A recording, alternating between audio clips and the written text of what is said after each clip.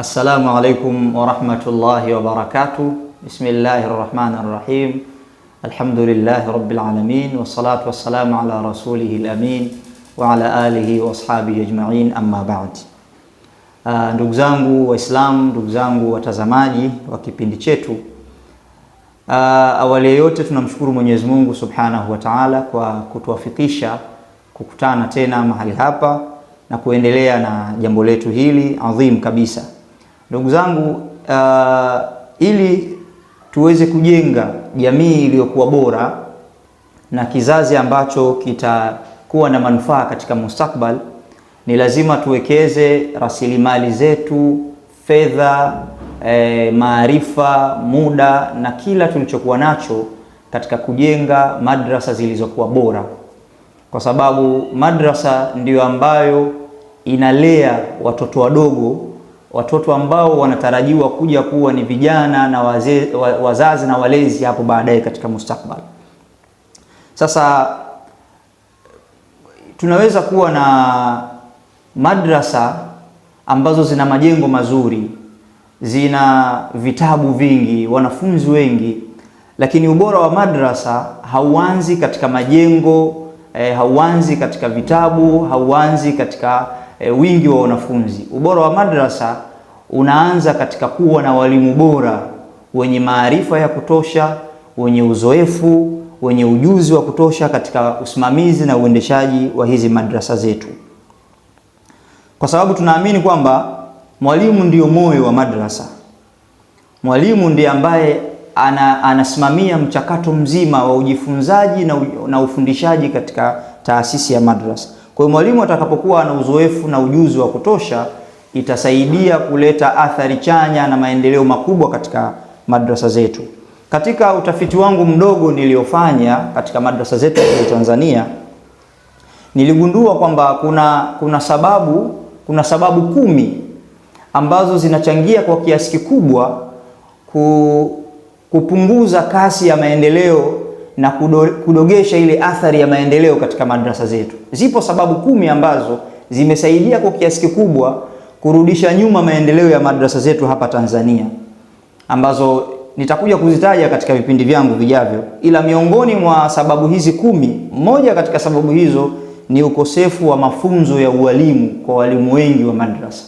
Walimu wengi wa madrasa wana elimu ya kutosha, wana maarifa ya kutosha katika dini, katika masomo yale yanayofundishwa, lakini wengi wanakosa yale mafunzo ya ualimu na mbinu za ufundishaji. Kwa muktadha huo, tukaonelea kwa kile kiasi kidogo cha maarifa tulichopewa na Mwenyezi Mungu kuanzisha kipindi chetu ambacho tunakiita ni Madrasa Hai, kwa ajili ya kubadilishana uzoefu, kubadilishana fikra na maarifa kwa walimu wenzetu wa madrasa, ili kila madrasa iwe na walimu ambao wana uwezo mzuri na wana uzoefu wa kutosha, tuweze kupata ile athari tunayoitaka katika madrasa zetu. Kwa hiyo kipindi chetu hiki insha Allahu Taala kitakuwa kinakujieni katika kila wiki kwa ajili ya kuboresha na kujenga vituo vyetu vya madrasa. Miongoni mwa vitu ambavyo tutakuja kuviona kwenye kipindi chetu hiki cha Madrasa Hai, tutakuja kuangalia mbinu za ufundishaji, tutakuja kuangalia namna gani ya kuandaa mtaala wa madrasa, namna ya kuandaa silabasi, namna ya kuandaa lesson plani, namna ya kujenga tabia za watoto wetu katika vituo vyetu. Lakini tutakuja kuangalia pia uongozi wa madrasa, namna pia ya kujenga na kuandaa mifumo ya madrasa ambayo inaweza kusaidia katika uendeshaji na ikasaidia katika kuisimamia taasisi ya madrasa. Pia tutakuja kuangalia mifumo ya tathmini, namna ya kufanya tathmini za watoto, kufanya tathmini za maendeleo na mambo mengi sana. Kwa hiyo moja ya vipindi ambavyo hutakiwi kuvikosa ni kipindi chetu cha Madrasa Hai.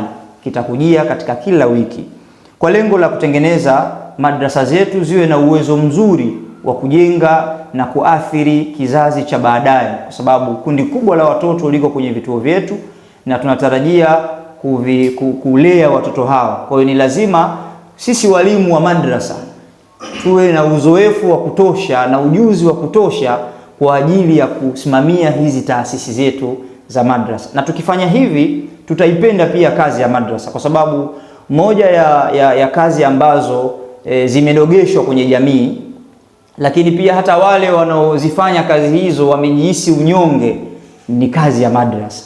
Kwa sababu gani? Kwa sababu ni kazi ambayo jamii inaiona ni kazi dhalili, kazi ya udhaifu.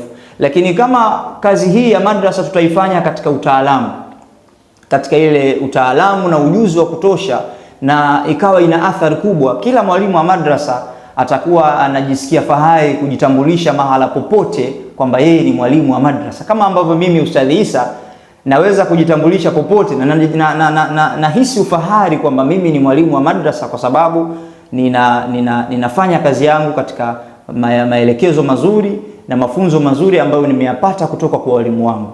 Kwa namna hiyo nikatamani kwamba maelekezo na ujuzi mdogo niliopata usiishie katika madrasa yetu, bali tu share idea na wenzetu na walimu wote ambao wanafundisha madrasa kwa ajili ya kujenga vituo na taasisi zilizokuwa bora katika madrasa zetu. Kumalizia, kipindi hiki kinapatikana hapa hapa katika channel ya Al-Jazir TV ambacho kitakujia kila wiki. Usikose kutufuatilia ili uweze kujifunza zaidi na kuijenga madrasa yako iwe ni madrasa ya mfano katika jamii inayokuzunguka.